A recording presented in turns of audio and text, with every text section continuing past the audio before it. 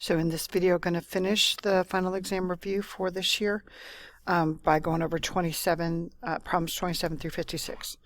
So this first one says a pyramid has a height of 5 inches and a volume of 60 cubic inches. Which of the following figures could be the base for this pyramid? Select all that apply.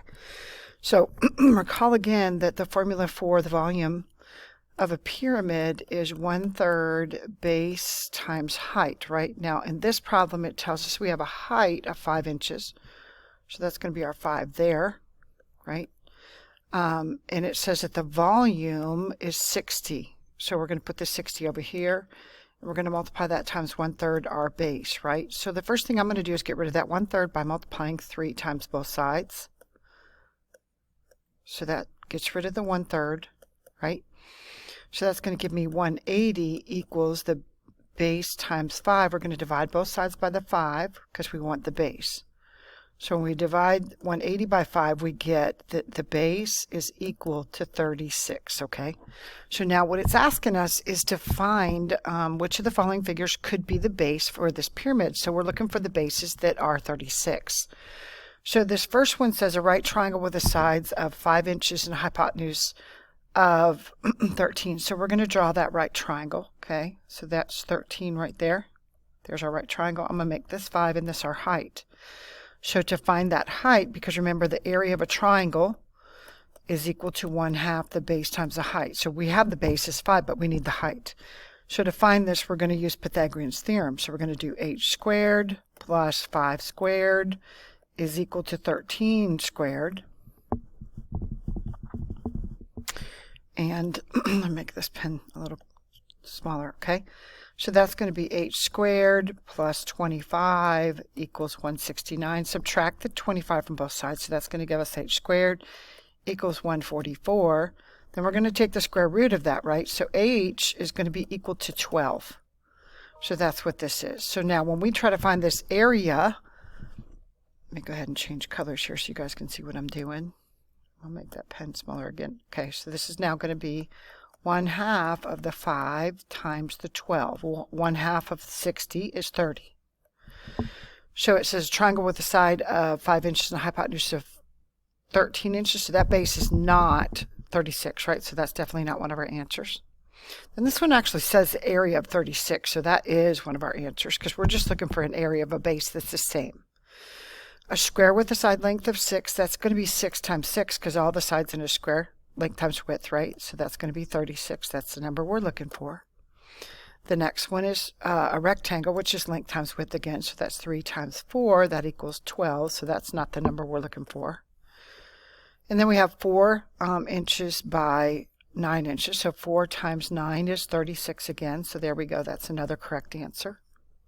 And then a circle with a radius of 4 inches. So this is going to be 4 squared times pi. And that's going to be 50 point, I think it was 3. So that's definitely not an answer either. Okay. So the next one says the height of a right cylindrical can of peas is greater than the diameter of the base of the can. The can is sliced into 2 equal parts through its bases. So that basically means we got a can like this, right? And if we cut it straight down through the middle like that, then what shape would we see? We would see a rectangle, right? We wouldn't see a circle. We wouldn't see a semicircle. We would not see a triangle. All right, so this next one says, a right circular cone is shown. Which of the following could not be a cross-section of the right circular cone? So if I cut it straight down through its peak up there, I would see a triangle, right? If I cut it horizontally like that, I would see a circle. And if I cut it diagonally like this, I would see an oval. So the one we wouldn't see is the rectangle. All right, the next one says, what's the area of the shaded region of the diagonal if the diagonal of the square is 7 square root of 2? So there's our diagonal, and that's 7 square root of 2. Notice this is a square, so all these sides are the same. That's a right angle right there. So this is a 45, 45, 90 triangle over there, right? So we can use that to actually find what our side lengths are, because the one and only formula we have for a 45, 45, 90 triangle is that the hypotenuse is equal to the leg times the square root of 2. We know that the hypotenuse here is 7 square root of 2, and that's equal to L square root of 2. So we can go ahead and cross out the square root of 2's or just divide by them. But either way, all of our sides are going to be 7, right? Because remember, this is a square. So then we're going to find the area of the square. And to do that, we just multiply length times width, right? 7 times 7, that's 49. Okay, then we're looking for the shaded area. So we got to find the area of that circle and subtract it, don't we? So the area of the circle, okay, so let's think this through. So from there to there is going to be half of the diameter. The diameter is going to be 7, right? So half of that would be 3.5. So this is going to be pi times 3.5 squared. So when I did that, I got 34.48. Now, what am I going to have to do with these two things? We already said it, didn't we? Subtract them, right? So our answer is going to be 10.52, which I put as 10.5 when I rounded it, okay? And this is going to be inches squared, right? Okay? All right, the next one says, what's the formula for area density and volume density? Now, remember, area density is going to be things, could be a lot of different things, okay, but things divided by the area. Whereas volume density is going to be equal to our mass over our volume. Neither one of these formulas are on our formula sheet, but I'm going to give you some insights as we start talking through these problems, okay? But the easy way to remember density is DMV, like Department of Motor Vehicles, okay? So that's an easy way to remember that formula. Just remember, and we're going to talk through these problems, so hopefully it'll help you all a little bit. It says there are 36 goldfish that live in an aquarium that has dimensions of 4 by 3 by 2 meters.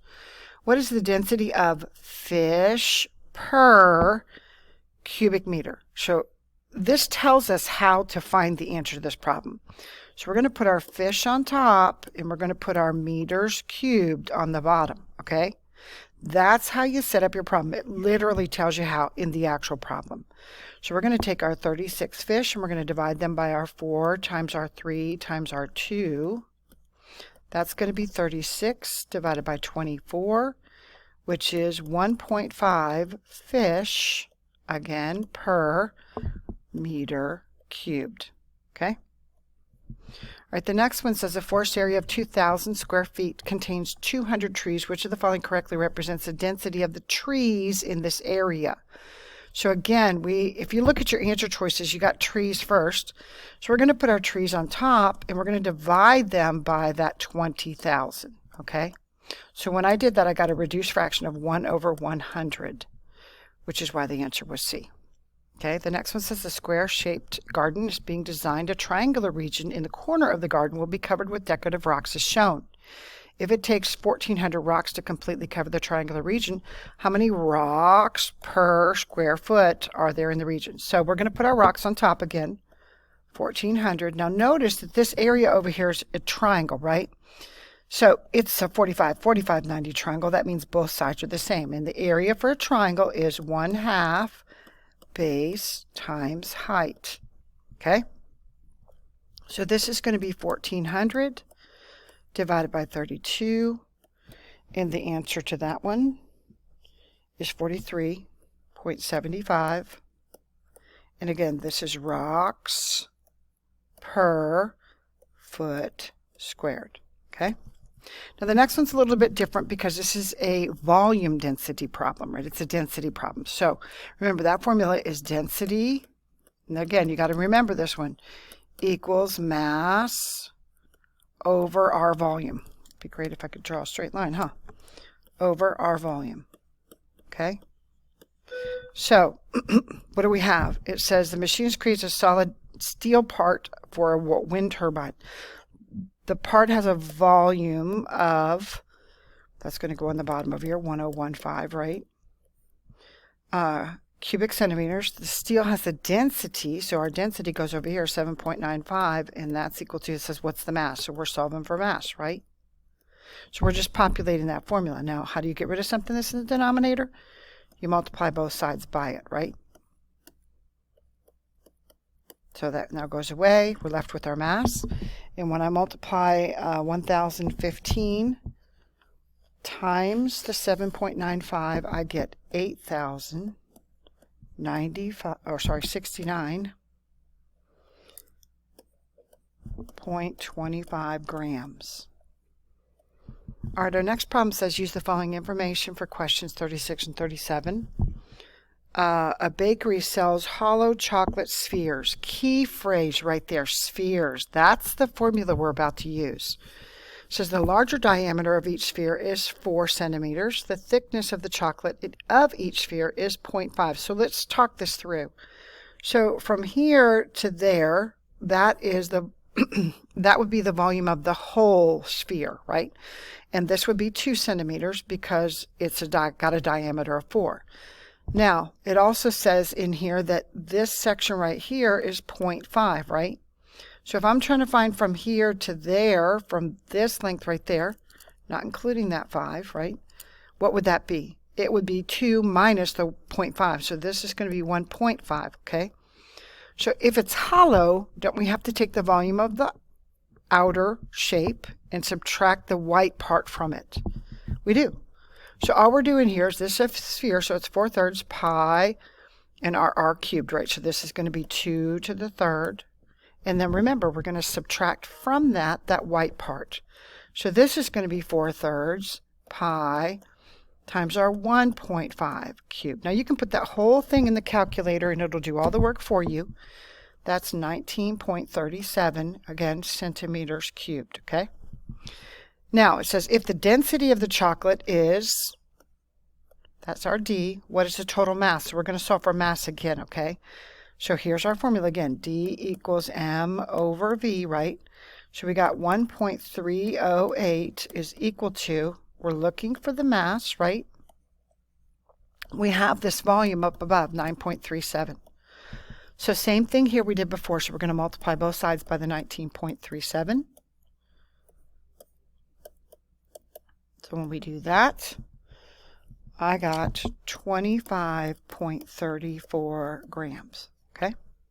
Now 38 says the volume of a square pyramid with a base edge length of, what is the volume? Okay, so volume of a pyramid is volume is equal to 1/3 base times height. It says that it's a square pyramid with a base edge length of that. So if it's a square, don't we just multiply the two sides by each other? So this is going to be 1/3 of r square root of a pi times r square root of pi, and then multiply that by the height, okay? So we're going to combine some like terms here. So when we multiply r times r, we get r squared, right? When we multiply these two together, don't we get the square root of pi squared? Now what happens to that?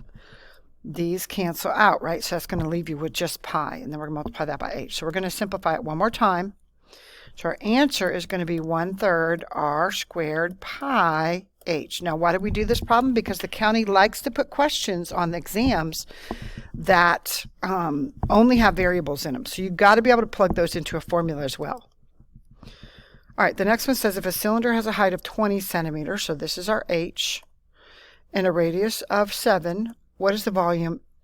What would the volume be if the cylinder was 3/4 full? So this is important that you guys see that part, okay? So the volume for a cylinder is pi r squared h, right? So we're going to go pi times r 7 squared times r 20.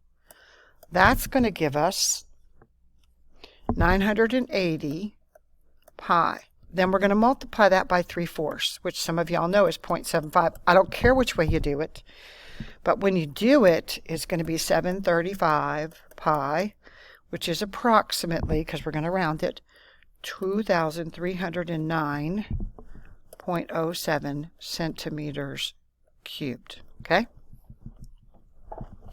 Number 40 says a solid metal cube has a square base with the sides of 100 centimeters, a height of 100 centimeters. So our cube, we're going to find, it says a hole in the shape of a cylinder with a radius of 15 centimeters drilled through the entire height of the cube. What's the approximate volume of the remaining solid, round to the nearest cubic centimeter? So the volume of the cube, isn't that going to be 100 cubed, which is going to be 1 million, right? You can just do that in your calculator again. Then we're going to find the volume of our cylinder. Okay, that's going to be pi times our radius, which is right here. That's our radius, right? And that's going to be our height. Okay, so that's going to be 15 squared times 100.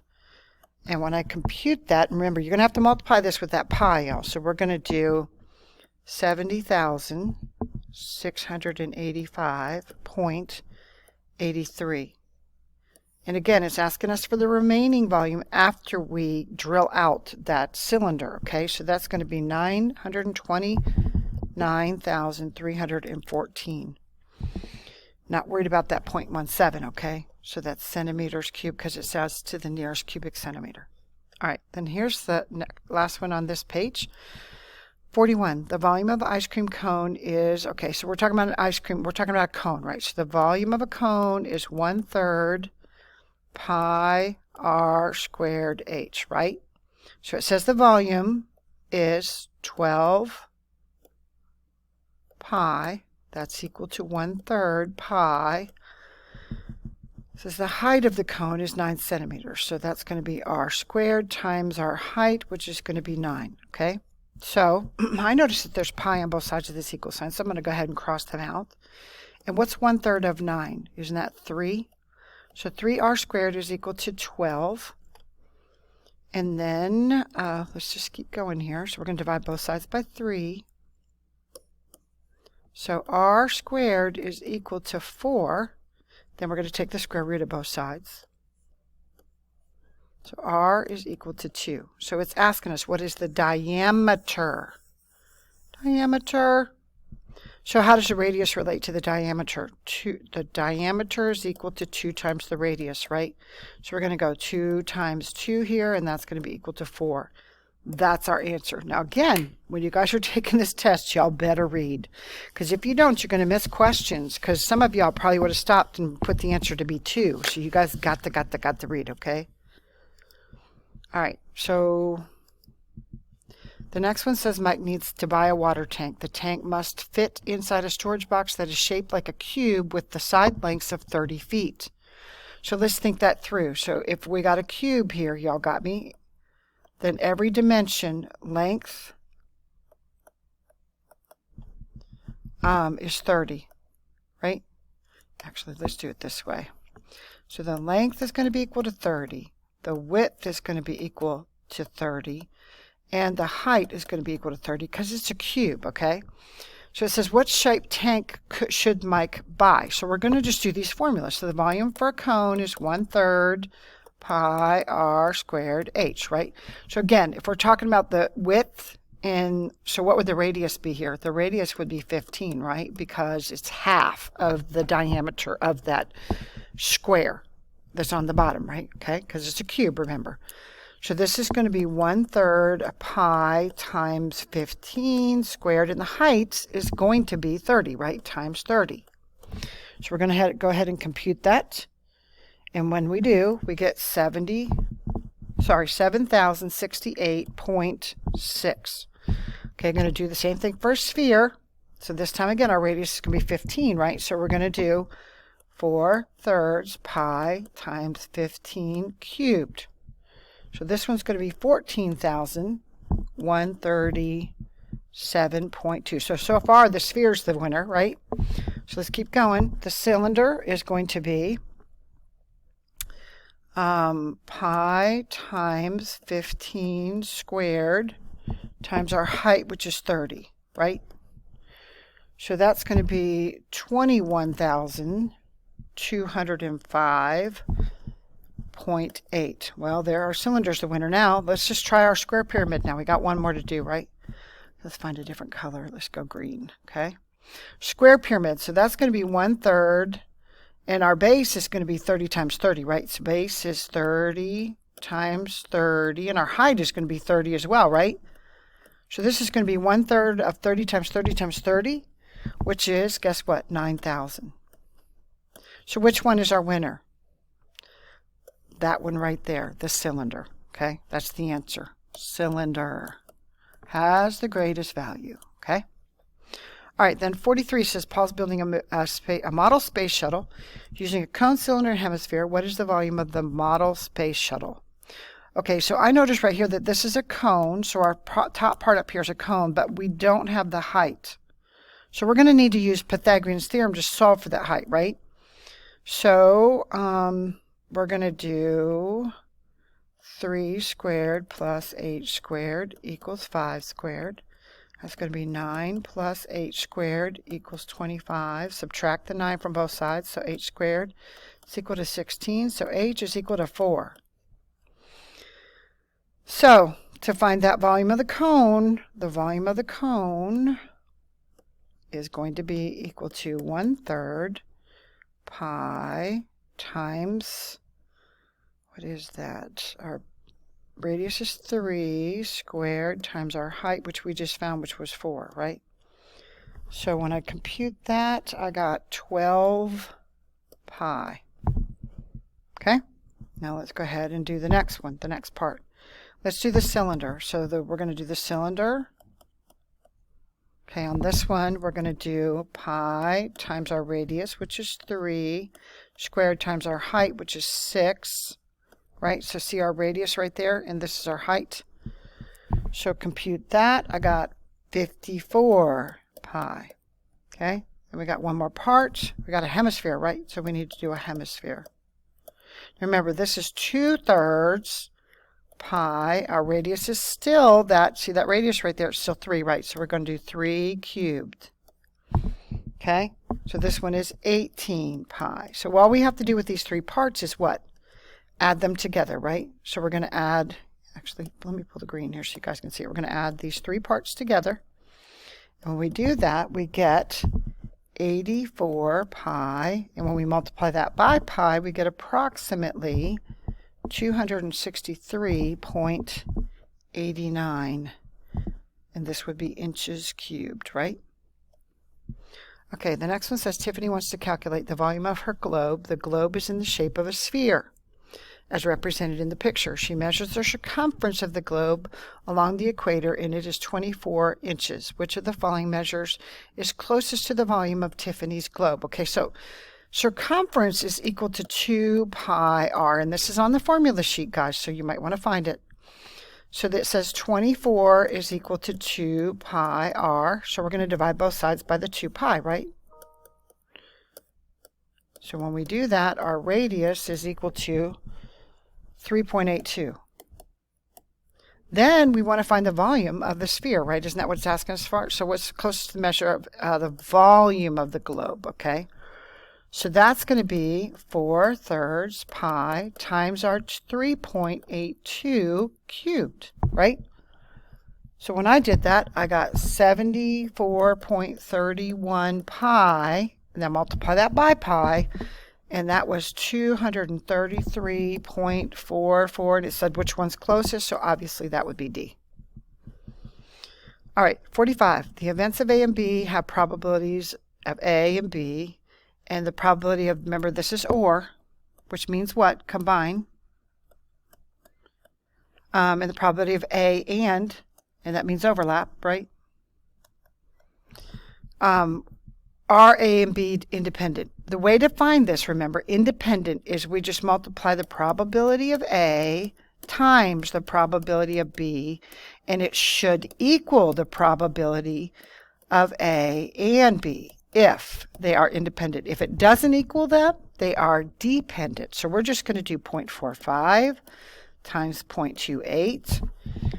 And when I did that, I got, pause. So this is equal to, when I multiply it, 0.126. And that does not equal that 0.12. So these are not independent. No. We should have got the same number that was there for probability of A and B if they were independent. Okay? Key. All right, so our next one says, for which of the set of probabilities would the events A and B be independent? So we're going to multiply 0.25 times 0.25. When I did that, I got 0.0625. That does not equal 0.5. So it's not that one. Then we're going to do 0.3 times 0.15. That equals 0.045. That does equal 0.045. So this is our answer right there. Now you could keep checking the other ones, but it says which set of probabilities would the events be? Okay, so maybe there's more than one. So let's double check. 0.16 times 0.24. When I multiplied that, I got 0.0384. That does not equal 0.32, right? Nope. And let's try this last one. 0.08 times 0.4. That is equal to 0.032, which again does not equal the 0.12. So that definitely is not the answer either. So our next problem says the two-way table shows the classification in a mathematical class by gender and dominant hand. A student who's ambidextrous uses both hands equally well. So we're trying to find the probability that a female given a person is right-handed. This word is key, given, remember. So that means we're going to talk about a specific column or row based on the given information. It says a person is right-handed, so we're only talking about these people. So our denominator is going to be the 23, and then how many of those people are females? That would be our 12, right? So we got our 23 and our 12 right there. So 12 over 23 is 0.52, which is 52%, okay? So now we're going to go on to our next one. Remember that word given tells us what goes in the denominator, and it's always going to be a subtotal, okay? Then or. What does or mean? This means we're going to combine these two groups, right? So we're going to combine the left-handed and the males. So we're going to combine the males here and the left-handed there. Okay, so to do this, we could take the male totals, 16, plus the left-handed totals, which is our 6, 16 and our 6, and we're going to subtract this 4 up here because right now it's overrepresented. It's in both groups. Okay, and then we're going to put that over our grand total, which was 30. So when we do the top there, that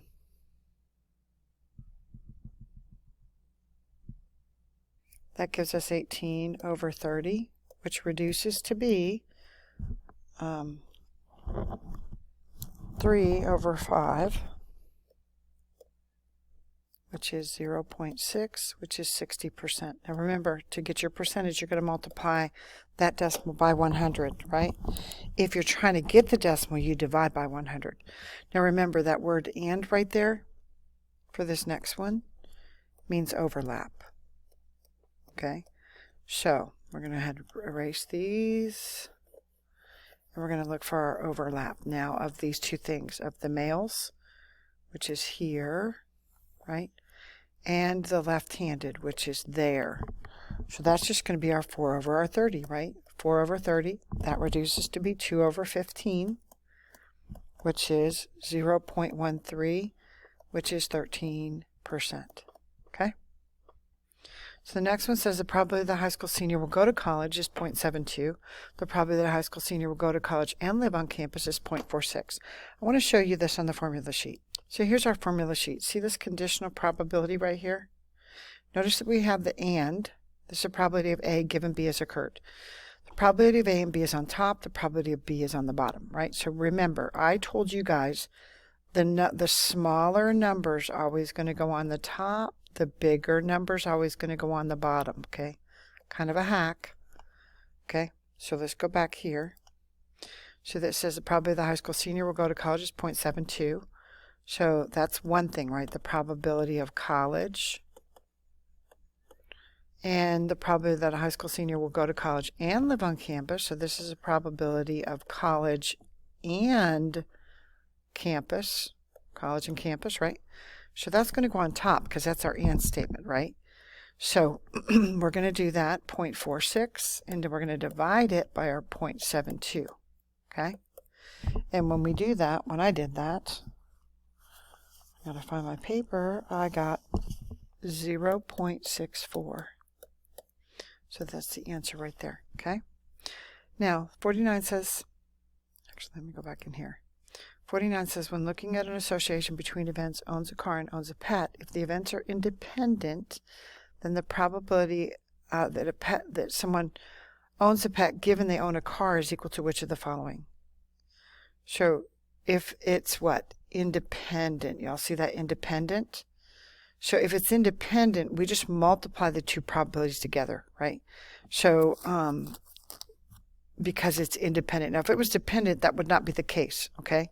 So we're just going to do the probability that someone owns a pet and the probability someone owns a car and multiply them by each other. So for this next one, it says 5 years after 750 seniors graduated, 500 had a college degree, 360 were married. Half of the students with a college degree were married. What is the probability the student does not have a college degree or is married? Okay, so we're going to build a table with this. So let me go ahead and make some titles on. So I built a table with all the possible outcomes. So it says 5 years after 750 seniors graduated. So that's the total number of people on our table, right? So we're going to go ahead and put that over here, 750. It says 500 had a college degree. So we have 500 that have a college degree. Okay. So, and then it says 360 were married. So that's 360 that were married. Then it says half of the students with a college degree were married. So that means that we're going to take this 500, we're going to put 250 here and 250 here, right? Okay, then it says, so then we got to figure out these other numbers. So to find the number of people that had no degrees that were married, we're going to subtract the 250 here from the 360, and that's going to be 110, right? Then we could subtract the number of people that had no degrees. We could subtract this 500 from the 750. That's going to be 250 here, right? And then to get the not married people of the people that got no degrees, we're going to subtract the 110 up here from the 250 down here. So that's going to give us 140.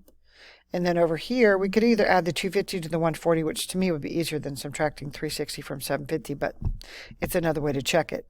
So that would be 4 and 5 is 9. And 1 and, so that's going to be 390, right? Okay. So now that we have that table, we can answer the question. It says, what is the probability that a student does not have a college degree or is married?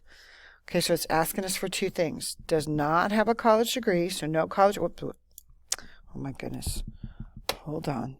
Not a college degree or is married, so we're going to look at married here, okay?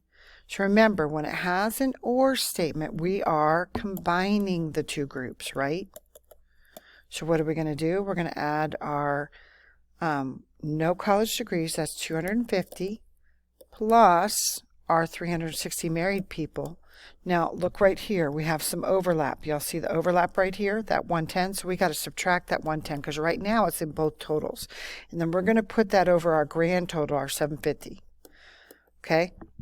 So go ahead and do that. And when I did that, I got 500 over 750, which is reduced to 2/3, which is 0.67, which is 67%.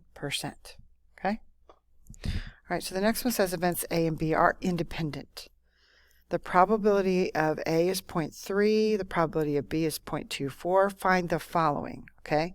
So if they're independent, the probability of A given B, if they're independent, it's just a probability of A, okay? Because B doesn't matter at all, okay? Because it says they are independent.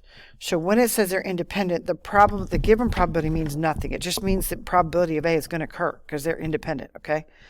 So this is going to be our 0.3 because that's the probability of A. Okay, so that's going to be 30%. Okay, all right, the probability of A or B, okay, this means or, remember, and that means we're going to combine, right? Okay, so what does that mean? That means we're going to do the 0.3. Well, let's just say it this way. We're going to do the probability of A plus the probability of B. And this is on the formula sheet, y'all, okay? Just got to know that that U means or combine. Okay, so that means we're going to add 0.3 plus 0.24. That is 0.54, which is 54%, right? We'll do our last one in a different color, okay? This is our and statement, right? What does it mean? We're going to multiply, right? This time it means we're going to multiply. I'm going to put multiply here. And again, this is on the formula sheet, okay? Just got to know what that symbol means. So we're going to do 0.3 times our 0.24 here. And when we multiply 0.3 times 0.24, we get 0.072. And what is that as a percent? Remember, you're going to multiply that by 100 to get your percent, and that's going to give you 7.2%, okay?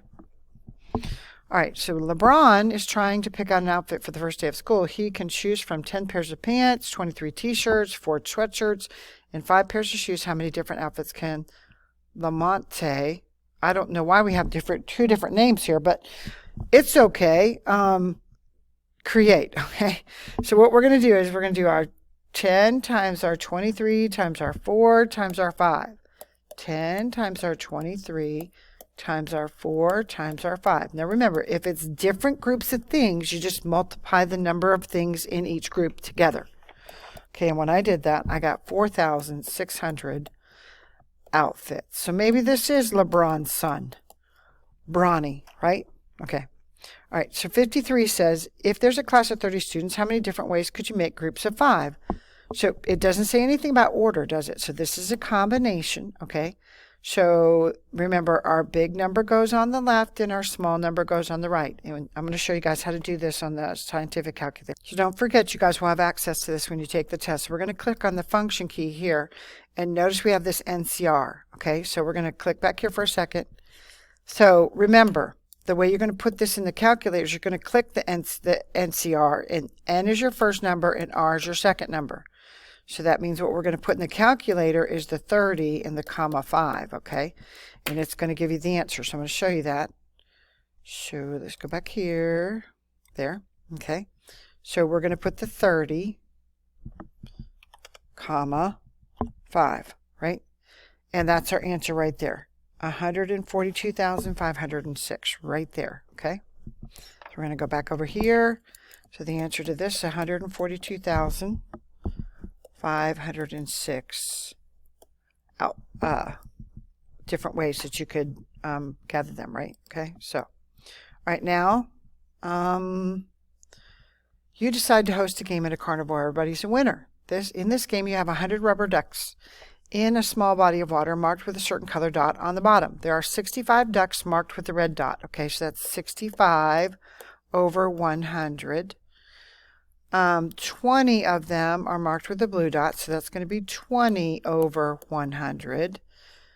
10 of them are marked with a green dot, so that's 10 over 100.